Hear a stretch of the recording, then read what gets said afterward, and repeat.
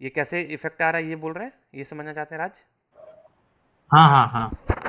देखिए, हमारा जो एक्चुअली क्या हो रहा है ना कि हम हमें तीन तीन डिफाइन करना पड़ गया है।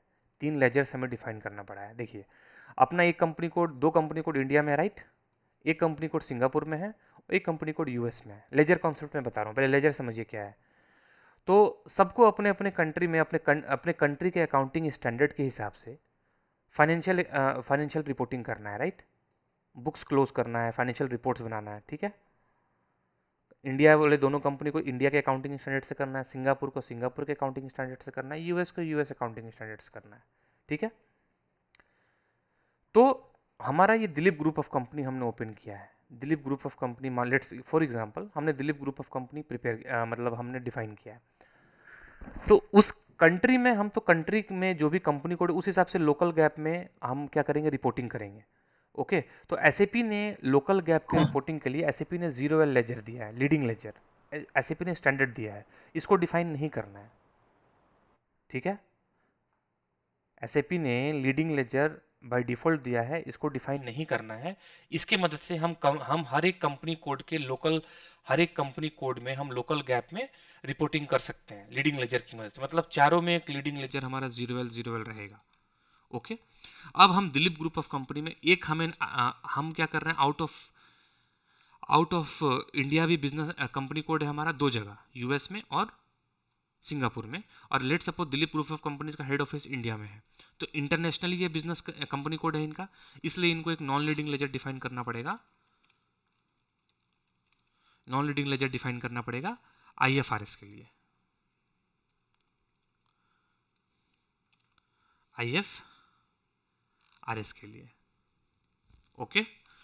अभी अब मान लीजिए आपके पास एक कंपनी कोड है, एक कंपनी कोड आपके पास है, और उस कंपनी कोड का फिजिकल ईयर इन तीनों से डिफरेंट है कि नहीं, बताइए।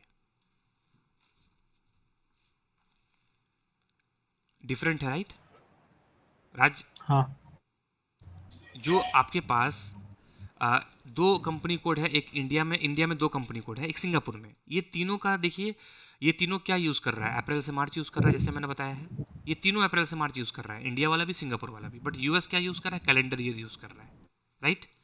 तो फिजिकल ईयर इसका डिफरेंट है, ठीक है? अब हम चाहते हैं समझ रहे हैं ना, समझ रहे हैं आप? हाँ हाँ हाँ। अब हम ये चाहते हैं कि हम कुछ भी डॉक्यूमेंट इसमें पोस्ट करें, एल आई जीरो वन में अब एसएपी में न्यू जीएल अकाउंटिंग में छः छः फीचर्स है। एसएपी के न्यू जीएल अकाउंटिंग में छः फीचर्स, जैसे मैंने बताया, ये छः फीचर्स है। क्या क्या फीचर्स है जी? सबसे पहला उसका फीचर्स है पैरेलली अकाउंटिंग होगा। अभी हमारे केस में देखिए, मैं जो है स्ट्रक्चर पे हूँ। अभी आप देखिए कि आपने लोकल गैप में तो आप कर रहे हो, हर एक कंपनी कोड में लोकल गैप दिया हुआ है, यूएस में, सिंगापुर में, इंडिया के दोनों कंपनी कोड। आपको आईएफआरएस क्यों जरूरी पड़ रहा है? क्योंकि आपका हेड ऑफिस इंडिया में है और इंडिया से बाहर आपका दो कंपनी कोड है, इसलिए we need to do reporting IFRS wise also. उसके बाद एक कंपनी कोड आपका यूएस में है जिसका फिजिकल ईयर डिफरेंट है। तो आप, फॉर एग्जांपल, आप एक इस कंपनी कोड में पोस्टिंग करोगे, कोई भी जर्नल एंट्री पोस्टिंग करोगे एल हैदराबाद के कंपनी कोड में, आप चाहते हो रिपोर्ट देखो, आप चाहते हो रिपोर्ट देखो इस कंपनी कोड के फाइनेंशियल ईयर के हिसाब से, या यूएस के हिसाब से, यूएस के फाइनेंशियल ईयर के हिसाब से आप देखना चाहते हो, फिजिकल ईयर के हिसाब से। क्योंकि आपका एक कंपनी कोड कहाँ पे है, आपका एक कंपनी कोड वहाँ यूएस में है, और जिसका फाइनेंशियल ईयर जो है वो जैन से दिसंबर है। तो इसलिए हम एक और नॉन लीडिंग लेजर डिफाइन करेंगे, नॉन लीडिंग लेजर डिफाइन करेंगे यूएस गैप के नाम से।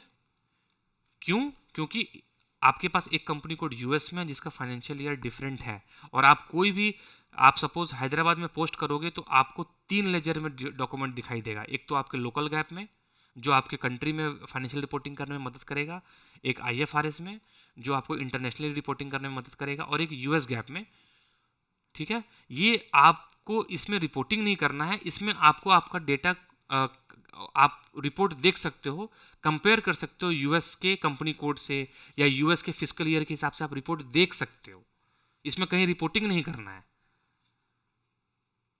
ठीक है, क्योंकि इसमें मंथ क्या रहेगा जी, ओके सपोज ओके। अप्रैल है, तो अप्रैल इस कंपनी कोड के लिए पहला मंथ है, और अप्रैल इस कंपनी कोड के लिए कौन सा मंथ है, बताइए राज। जनवरी, fourth month, fourth. Fourth month है।